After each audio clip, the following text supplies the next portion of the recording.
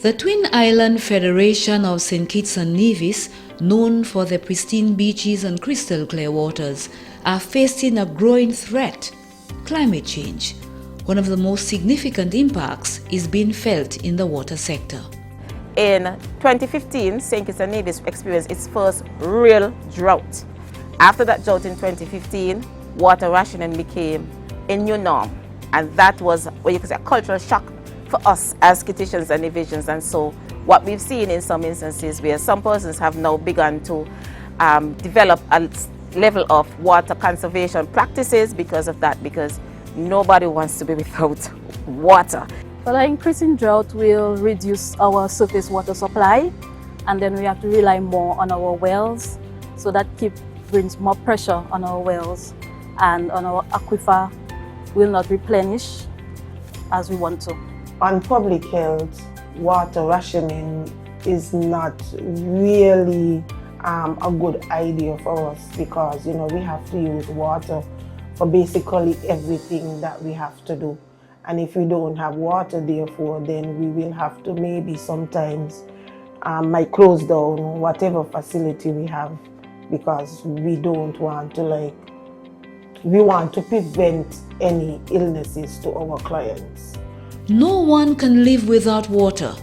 For the people of St. Kitts and Nevis, water stresses are inconvenient and intolerable. This disrupts critical services such as schools, health facilities, and daycare centers. It can lead to workforce shutdown.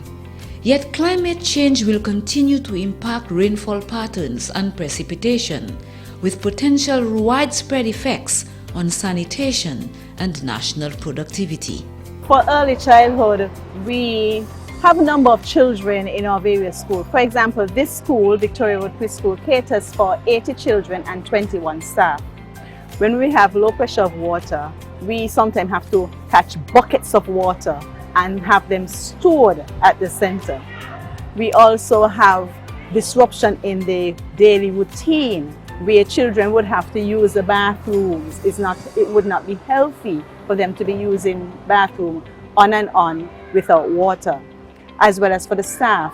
We also provide meals for the children, so that disrupts the cooking process for providing the meals for the children. When we don't have any water in the school, you find the tendency for germ spreading is greater, because we cannot clean the surfaces as we should. So water is very critical. And then we will interrupt the parents' work, because we'll have to call them to tell them we do not have water to maintain the school, so therefore you have to come and get the children. And that is why water is so critical in the school. The government has been actively working to address these climate impacts on daily life and essential services on the Twin Islands. They have partnered with the 5 Seas and the European Union to build resilience in the water sector through the installation of water storage tanks at schools, daycare centers, and health facilities across both islands.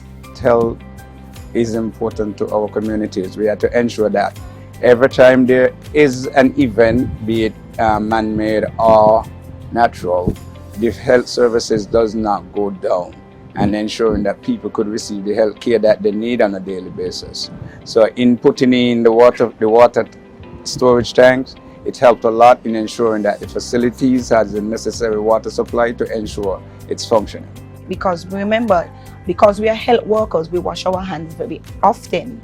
But over the years, since the system is here, it's been much better. When we don't have water, we use the system to supply water to the health center. Since we got the water, it's less stressful for us. We do not have to call the parents so that they can come to get their children, because there is no water. So we have more water available. The contribution made by the European Union and the 5 Seas has made significant impact, that when water goes, we don't have to call parents or anything like that, but we just turn on the valve and the water flows right to the center, and we have enough water for a couple of days that would help us to sustain and continue the program that we offer. A total of 51 institutions benefited from water storage enhancements, either in the form of water tanks and pumping systems or upgrades to existing water cisterns. So we have a cistern that's here. So rather than use those plastic tanks, we make use of units that we already have. So the system was used instead of the plastic tanks. And so the water supply from the utility comes in here, and the water is stored and be ready for use in the case of an outage. We would often refer to it as a backup system because it really helps us in times when we have issues. We have had an example where schools were closed pending a storm that we had here in Nevis, St. Kitts and Nevis, and some schools could not reopen because they did not have a constant clean water supply. But we were able to tap into our system and provide water for the entire school, including our cafeteria, so they were able to provide lunch for our students as well. Now, this location is also unique in the fact that it serves a couple of other locations. So another 100 feet, 200 feet down the hill is a police station, so security is also involved. And there's a preschool just across the street from the police station. So this system actually serves 3 locations in the event there is a disruption. To further address water challenges, the 5 Seas and the EU also provided the Water Service Department of St. Kitts and Nevis with ground monitoring wells that provide critical data for informed decision making. As it relates to the groundwater monitoring equipment, a total of 30 stations will be outfitted, and these stations were identified by the experts within the water services, both for St. Kitts and Nevis. Groundwater monitoring equipment helps relevant personnel manage water resources effectively, especially with the risks of saltwater intrusion and changing precipitation patterns due to climate change. One of the challenges with groundwater is that technically there's fresh water that sits on top of salt water. If you think about it, if you take off something off something else, then the one on the bottom tends to want to rise. So if we extract too much of the fresh water, the salt water will come up. When that happens, your system becomes what we call salt water intrusion, and then of course that's just not consumable again. You know, it becomes unpotable. And so that has to be managed very closely. And so through the 5 Seas and the EU, we have this unit that helps us to do that. And if you look, we have the power supply, which is a solar panel, which goes in and supplies a battery. So at night, the battery is the power source. During the daytime, the solar panel directly. And there are a couple of other configurations in here, one of which being the data collection, the SIM card, which sends the information to an app actually. By tracking water levels, temperature, salinity and conductivity, the Water Service Department can make more informed decisions about when to stop pumping to prevent over-extraction and contamination. This new proactive approach promotes sustainable water management for the future.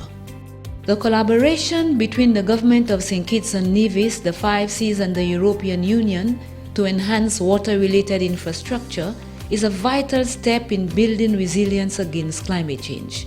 The innovative solutions have raised public awareness, prompting individuals and sectors to take similar steps towards climate-proofing their own properties. As climate change continues to impact the Caribbean, it's clear that innovative solutions and regional cooperation are essential to ensure a sustainable future. The fight against climate change is ongoing, but with determination and collective action, the twin island states of St. Kitts and Nevis can overcome these challenges and protect their precious water resources.